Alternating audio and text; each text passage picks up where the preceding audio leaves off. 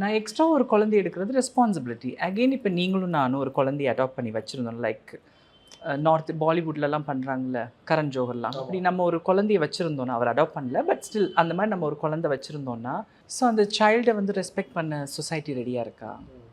Yeah okay, அது உங்களோட opinion. என்ன கேட்டிங்கன்னா, வயசாக நமக்கு துணை யாராவது நிமிஷம் நல்லாவா இருக்குன்னா, எனக்கு வயசாக எனக்கு வந்து எங்கள் வாழ்க்கையை உங்கள் வாழ்க்கையோட எனக்கு கொஞ்சம் காம்ப்ளிகேட்டட். நீங்கள் வந்து ஒரு திருநங்கையும் ஒரு லேடியாக வாழ்கிறீங்க.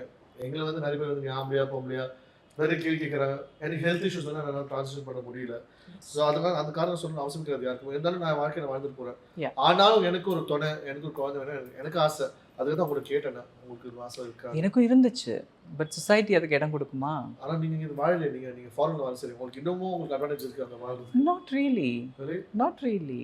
உங்கள் தங்க நகையை விற்று உடனடி பணம் பெற மேக்ஸ் கோல்ட். கால் 04445454545.